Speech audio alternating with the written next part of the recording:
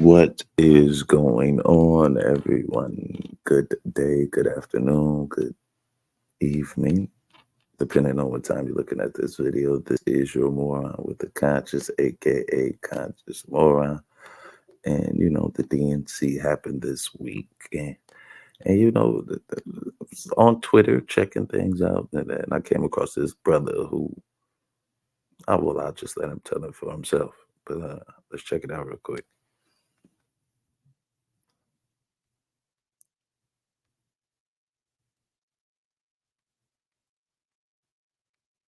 Wait, folks, main man Jim Allen here. And listen, of course, you guys know I was supporting Donald Trump. I was voting for Donald Trump. But after watching the DNC convention um, and hearing, I heard a lot of things that I never heard. Okay, and I heard a lot of things that I just didn't know as it relates to Kamala Harris and See, this is what I've been saying, and it's not that a bad thing. As a matter of fact, it's a good thing. This brother is informing himself about the politics that he thinks will affect his life. So this is a good thing. We shouldn't be mad at that. This brother for informing himself, and I think if anything, we all as black men need to get more informed with politics, and hopefully, we'll be doing that in the next couple months. We're gonna have to if we're gonna make informed, educated decisions about who we want to run this country. and even the Biden Harris administration. There was a lot of things I didn't know, a lot of things that I never ever heard. And of course, you see all kinds of things online, right? You read all kind of stuff online, but when you're a critical thinker, you don't know if that stuff is 100% true. Is it 50% true? Is it just not true? Is it, you know what I'm saying? So is it right? Is it half right? Is it totally not right?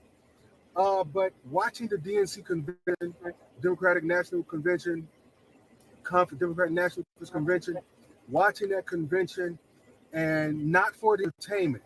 The entertainment was good, but I watched it for the substance. I wanted to get something out of it. I wanted to see.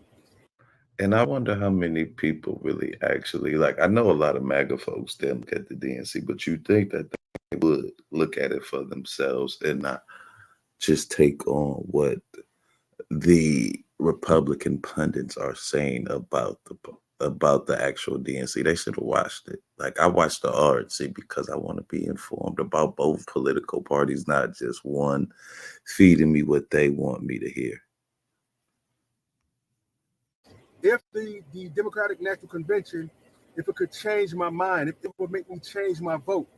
So I was open as I was watching it. I was open. My mind was open as I was watching the convention. And it swayed my mind. It swayed my mind because once again, I heard things that I just did not hear. And I think that is the fault of the Biden Harris administration is that they didn't articulate things that they did, okay, and things they were doing. Now, that's the one thing I will agree with. I don't think Democrats tout their accomplishments enough. Like they should be out there every literally day. That's what Joe Biden and Kamala Harris should be. Well, Harris and Walsh should be doing. I'm sorry.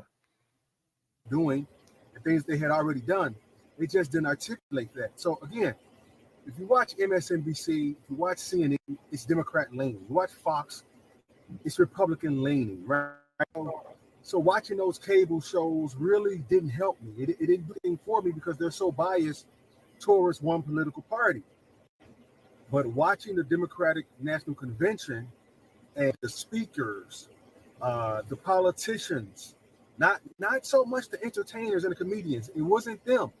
It was the politicians, and even Michelle Obama and Barack Obama. Their speech really opened it up for me, and really helped me change my vote from Trump to Kamala Harris and Tim Walz. So that's what did it for me. The convention changed my mind. It gave me a lot of perspective. Gave me a lot of perspective. And again, I heard some things that I just never heard. Like example, I didn't know that the Biden-Harris administration, they had an immigration deal with. Now, see, this is one of my main talking points when I be trying to converse with MAGA folks. Is they always talk about immigration, but literally Trump stopped the immigration deal. That I'm not saying it would have stopped immigration day one, but it would have definitely dropped those numbers. You know what I'm saying? And they had, like, I want to say 400 fentanyl machines, which is a big thing. More border agents for the agency. And then they sped up the process from seeking asylum from 6 years. Get this, from 6 years to 6 months. So you would have been deporting people if they didn't meet the criteria for asylum in a faster pace. And Trump he told the Republicans Trump's not even the president at this time, because the bill was in the last year. Trump's not even the president. He's just the kingmaker of the Republican Party. So he told the Republicans, who were actually in power, to kill the deal. With bipartisan support, Republican support, Democrat support, and then Trump started making all kinds of calls and threatening Republicans not to vote for it, and so it died. It killed the. I didn't know that. Okay, and once again, you hear things, but you don't know if it's true, if it's not true, if it's half true. So hearing them lay out, and also hearing Republicans for guys like Adam Kinzinger, Congressman Adam Kinzinger here from Adam Kinzinger. I think his name is Kinzinger, but he's an Illinois congressman. Adam Kinzinger, I believe. I think he beat Debbie Halverson to Eric Walls. Democratic convention did it for me. Every the politicians, they laid out the case beautifully. It wasn't.